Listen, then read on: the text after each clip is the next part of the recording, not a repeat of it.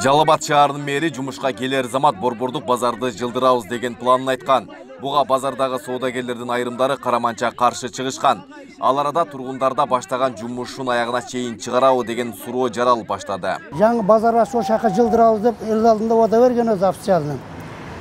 Бирок бир айрым базарчылар чыгып элет. Биз көчпөйбүз дегенде мындай деп ультиматум коюп койсо эле кайта тынчып калды да. Өзү мер принципке туруш керек. Ал жерде бүгүнкү күндө курулуш иштери жүрүп атат. Тазалоо иштери жакындан аркы 1-апрелге чейин бүтө турган срогун кече мага айтып кетишти, талапты катуу койдук. Жалал Абад шаарындагы негизги жолдор оңдолуп калган ички көчөлөр каралбай калып кетет. Ушул сыяктуу жагдайларга да көңүл бурулуусу керектигин билдиришет. Ички көчөлөрдөн негизги жанакы неме жүрө турган көчөлөр гана оңдолгон.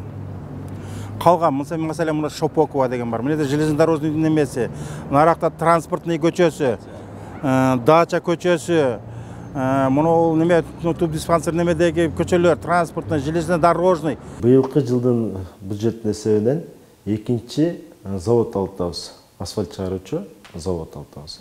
Ошо завод келгенден кийин ички көчөлөр, домдордун астындагы детский площадкалар, тротуарлар дегеле бардык шаардын аймагындагы көчөлөрдүн баардыгын камсыздайбыз. Мисалы үчүн Көгарт, Спутник жашоочулары балдарды паркка алып келдириш үчүн аэропорт мел комбинат аркылуу айланып анан кийин Вылкесимге келет. Болбосо бүтүргөн болсо түп-түз келет. 1000 таксист бир күндө Вылкесимге 6 же 7 семья алып келем.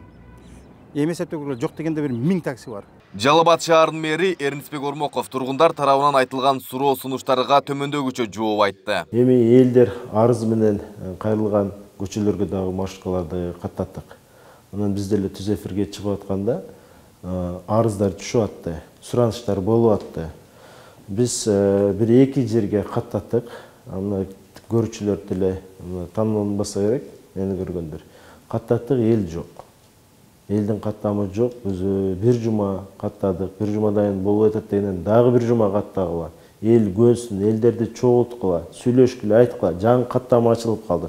Ушуга чыксын деген иш-чараларды өткөрдүк, болбоду кайтара. Жалал Абад шаары жаштардын шаары деп аталып келет. Бул макамга жараша шаар аймагына бир топ жумуштар аткарылышы керектиги тургундар тарабынан айтылат. Өз учурунда жашоочулар калаада кече 25 март ачылган жаңы муниципалдык базардын ишке берилиши алкоого аларлык көрүнүш экенин кошумчалашты.